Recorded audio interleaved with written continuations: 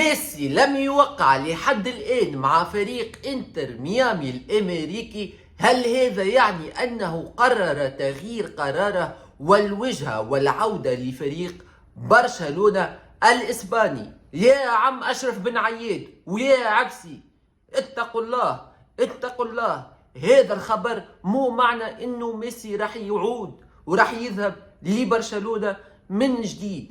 هذه الاسباب الحقيقية لعدم توقيع ميسي مع فريق انتر ميامي لحد الآن. ميسي لحد الآن ما زال لم يوافق على عقد فريق انتر ميامي بالكامل، لأنه يحتوي أولا ميسي يريد أن يصبح مستثمر ويمتلك أسهم من فريق الأمريكي انتر ميامي، والجميع نعلم أن رئيس هذا الفريق هو اللاعب الإنجليزي الأسطورة دافيد بيكام. هل هذا يعني أن اللاعب الأرجنتيني ميسي سيدخل في صراع مباشر مع اللاعب الإنجليزي دافيد بيكام؟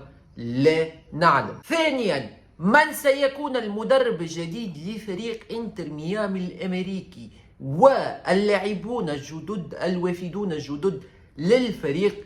ميسي عليه الموافقة عليهم لتحسين مستوى الفريق، لأن مستوى فريق انتر ميامي هذا العام للأسف ضعيف جدا وكارثي. ثالثا، شركة أبل الكبيرة جدا الأمريكية تمتلك حقوق بث الدوري الأمريكي MLS. الدوري الأمريكي سيرتفع نسبة مشاهدته منذ قدوم النجم العالمي الأرجنتيني ميسي هذا آليا. لذلك طالب النجم ميسي نصيب من المال من حقوق بث الدوري الأمريكي، وهذا من حقه أكيد.